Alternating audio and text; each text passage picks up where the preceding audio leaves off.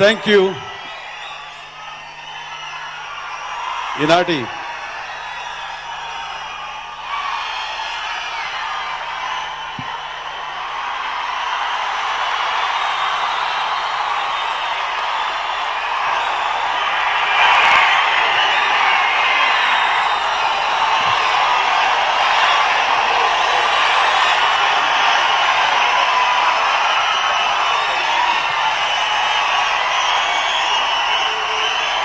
Thank you. ఒళ్ళు గొగురు పొడుస్తుంది.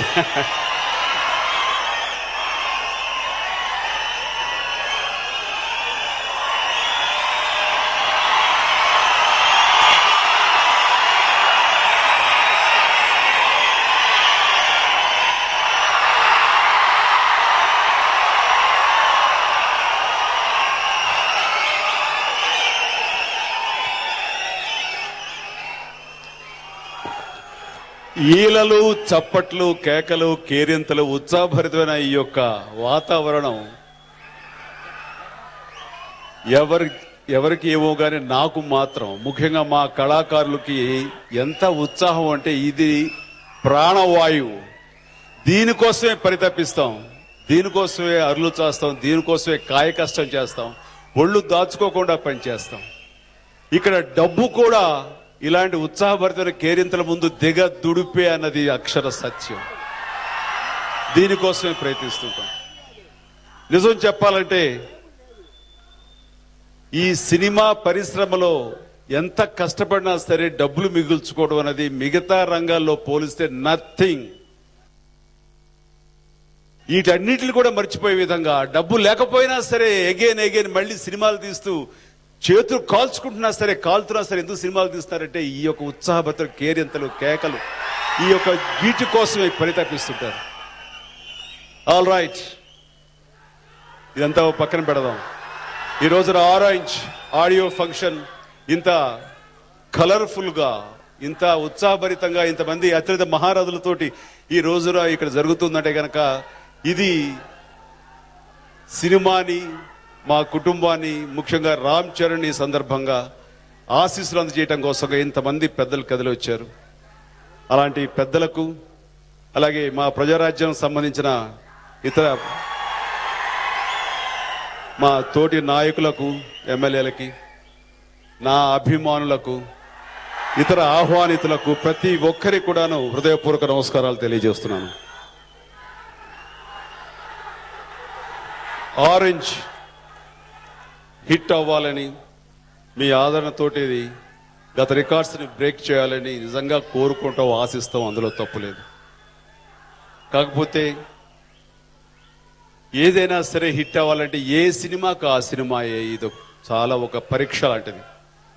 ముఖ్యంగా చరణ్ వాడు నటుడుగా మొదటి సినిమా చేసిన దగ్గర నుంచి ప్రతి అడుగడుగు వాడికి అన్ని పరీక్షలే, చాలా కష్టం.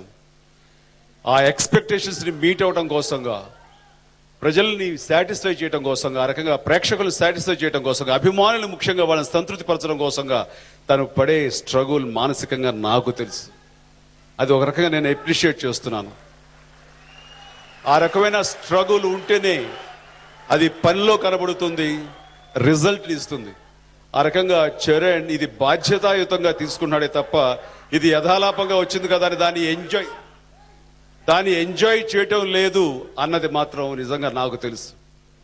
మీ ముందుకు వచ్చినప్పుడు మీ యొక్క ఉత్సాహభరిత కేరింతతో తను శృతి కలుపుతూ ఉత్సాహంగా ఉంటాడే తప్ప లోపల ప్రతి క్షణం కూడాను అంతర్మదనం అంతా ఇంత కాదు. ఈ రోజున అక్కడ ఉన్నాడు సరే, ఈ ఫంక్షన్ ఎలా జరుగుతుంది, ఏమిటి ఆడియో యొక్క రిపోర్ట్ ఎలా ఉంటుందన్నది చాలా టెన్షన్ అనుభవిస్తుంటాడు. తర్వాత వన్ ఆఫ్టర్ వన్ సమాధానం చెప్తాను. నేను చెప్పేది మీరు వింటే గనక ప్రతిదానికి సమాధానం చెప్తాను.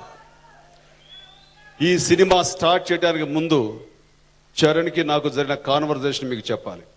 మగధీర సూపర్ డూపర్ హిట్ అయ్యింది. అది ఇండస్ట్రీలో ఇంతవరకు ఏ సినిమా చేయనంత అత్యధిక కలెక్షన్స్ చేశాడు. అది మన అందరికీ ఎంత ఆనందంగా ఉన్నా సరే చరణ్ లోపల అంతకంత టెన్షన్ పడిన మాట వాస్తవం. అది తనకే కాదు, నాకు ఉంది. ఇది ఇప్పుడే కాదు, ప్రతి సినిమా కూడా ఉంటుందనేది చరణ్ నేను తెలియజేశాను. నెక్స్ట్ సినిమా ఏం చేయాలనే దాని మీద. కాబట్టి ఈ యొక్క ఎక్స్పెక్టేషన్స్ ని మనం బ్రేక్ చేయాలి, ఎక్స్పెక్టేషన్స్ కొంచెం కిందకి దింపుతేనే మనం నెక్స్ట్ సినిమా కంఫర్టబుల్ చేయగలం. అన్ని మగధీరలో కానప్పుడు ప్రతిది కూడా నిరుత్సాహంతో డిసప్పాయింట్ అవుతారేమో. అలా అయితే కనుక మనకు చాలా కష్టమైపోతుంది కదా, సినిమాలు రావడం కష్టం, సినిమా కథలు ఎత్తుక్కోవడం కష్టమైపోతుంది, కథలు దొరకడం మరీ కష్టమైపోతుంది అని తను చాలా మదనపడుతూ ఈ ఆరెంజ్ సినిమా కథ దొరకక ముందు తన భావం ఏదైనా సరే ఒక తేలిక ఈజీ సబ్జెక్ట్, చాలా లైట్ రివెన్ సబ్జెక్ట్, అంటే కామెడీ అని కాదు, ఒక లవ్ సబ్జెక్ట్ చాలా చిన్నది చేయాలని తన కోరిక. నేను అన్నాను, మనకేం కావాలి, మనం ఎన్ని వెరైటీలు ఇవ్వాలి, మన పెర్ఫార్మెన్స్ ఎంత వెరైటీలు ఇవ్వాలి అనేది, మన లోపల ఉండే కళాకారుని ఎంత సంతృప్తి పరచాలనేది తపన మనకు ఉంటుంది. కానీ నిజంగా ఆడియన్స్ని, మన బాధ్యత ఏమిటంటే ఆడియన్స్, ముఖ్యంగా అభిమానులు, వీళ్ళు ఏమి కోరుకుంటున్నారో దాన్ని మనం ఇచ్చావా లేదా అనేది ప్రధానంగా దానికి ఇంపార్టెన్స్ ఇచ్చి ఆ తర్వాత మనలో నటుని సాటిస్ఫై చేయడానికి మనం పూనుకోవాలి అని. ఎందుకంటే ఎవరైనా సరే వైవిధ్యం ఉన్న క్యారెక్టర్స్ చేయాలి, వైవిధ్యం ఉన్నటువంటి పాత్రలు ధరిస్తూ అరగా వెర్స్టైల్ యాక్టర్ అనిపించుకోవాలని ఉంటుంది. అది చాలా సహజం. కానీ అదృష్టమో దురదృష్టమో ఈ మెగా ఫ్యామిలీలో పుట్టేందుకు ప్రేక్షకులు ఏమి కోరుకుంటున్నారో, అభిమానులు ఏం కోరుకుంటున్నారో అది ఇవ్వడం మాత్రమే ధర్మం. ఈ మెగా స్టార్డమ్ అనేది అంత ఈజీ కాదు. వచ్చిన తర్వాత దాన్ని నిలబెట్టుకోవడానికి ప్రజలకు అనుగుణంగా వాళ్ళు అనుకున్న విధంగా సినిమాలు ఇచ్చి వాళ్ళని సంతృప్తి పరిస్తేనే తప్ప మరొకటి కాదు. ఇలాగని ఎన్ని సినిమాలు ఇస్తాం, ఇలా ఎంతకాలం అంటే నేను చెప్పాను సమాధానం. నేను అలాగే అనుకున్నాను.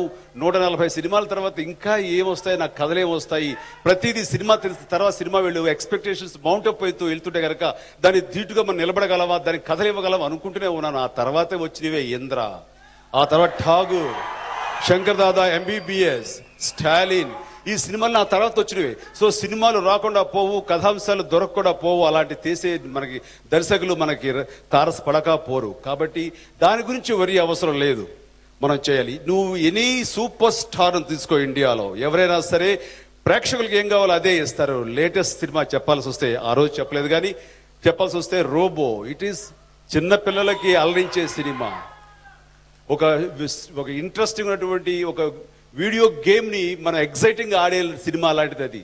ఆ సినిమా రజనీకాంత్ ఇందులో నాకు పెర్ఫార్మెన్స్ ఛాన్సే ఉంది, నేను వెర్సల్ యాక్టర్ అనిపించుకోవడానికి ఏముంది అని ఆలోచిస్తే కనుక ఇంత బ్లాక్ బస్టర్ దొరికేది కాదు, ఇంతమందిని అలరించి ఇండియా లెవెల్లో అలరించే సినిమా అయ్యేది కాదు రోబో. అంటే సూపర్ స్టార్డమ్ అనుకున్న వాళ్ళు ప్రేక్షకులు ఏం కావాలో అది ఇవ్వటం ధర్మం. అదే చెప్పాను చరణ్కి.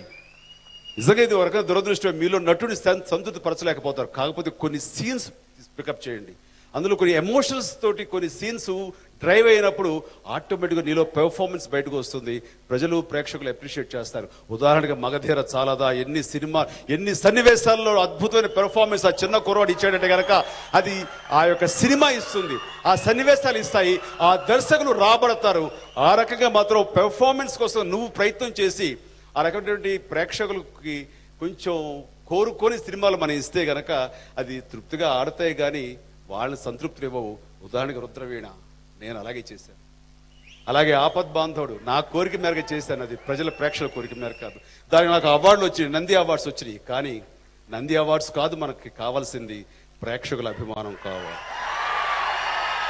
నంది అవార్డ్స్ అనేవి వస్తాయి పోతాయి, అవి అనుకోకుండా తారసపడేవి వచ్చేవి తప్ప దానికోసం ప్రయత్నం మనం చేయకూడదు. ప్రయత్నం చేస్తే అది వేరే విషయం. అది అలాంటి ప్రయత్నం చేసి రప్పించుకోవడం అనేది దురదృష్టం, అది మనకు అక్కర్లేదు.